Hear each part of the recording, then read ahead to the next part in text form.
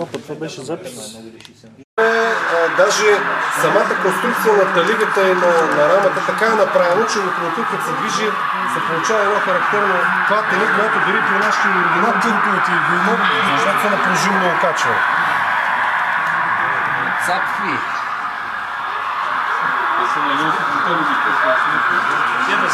Те са на люки, и това окачването е цилиндъра в цилиндър, къде е с маслото за. Ти си прогонвал декодерите за... Малко са меки да покачване. Е, сега има. Даже и с малко факчно няма проблем. И двата светят задни червени. Защото един свет най-малко Леви е по-силен, да. Леви е по-силен. Те са прекалено силни. Прекалено силни, прекалено... Там мога да стигнеш до края. На тази релса до края мога да отидеш. Да. Ти се едно брат, чега ти чудото. Кой свири? Той! Кой свири? Викам, съгласува ли си скоростите за двойна тяга или просто? С намалена обратна връзка, за да не работят един срещу друг локомотивите. Ага. Обаче там има някаква неравност. Имаше... Перона! Хора, казвайте ви, изкъртихме престъп.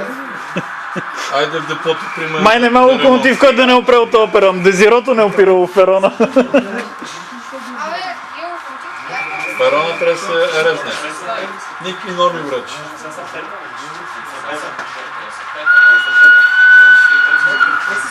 Стана свирка. Свирката много добре. Има питай какво ми е струвало обаче да намеря тази свирка. Дай в депото още свои имена. Не стана.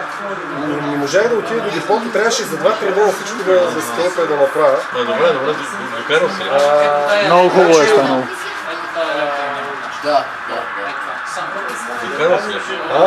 Докарана, нали? Аз съм там всички не мога да Само края е малко по-различен, но... Някой път издишате въздуха. Да.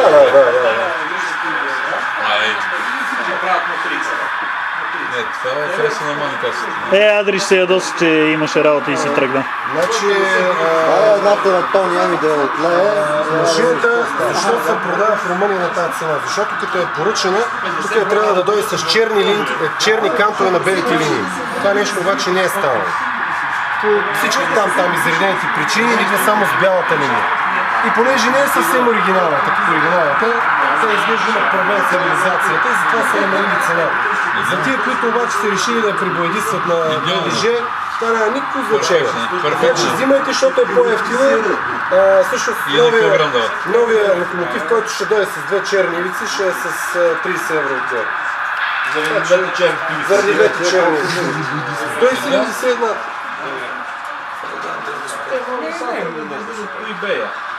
В eBay има полските от пробните. Не знам. Аз така си издросах, че оператора изгуби модулите от кадър. Пред фаровете горе-долу наподобяват наши. Всички други са различни. Полската е с големи фарове, немската е с червени отделни. с големи фарове.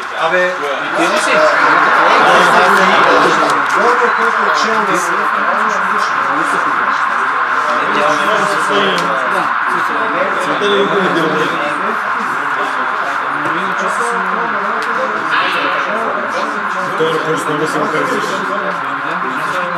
Нямам избор в случая. Той каза, че ще го бързи, ако искаме да видим.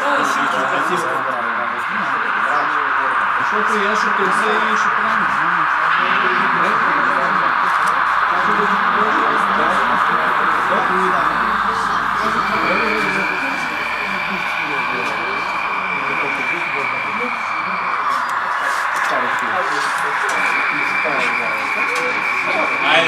Айде, още утре сме я поръчали.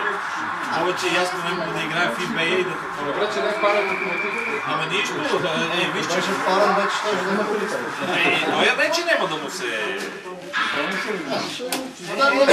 Ето, виж, сега ще започне.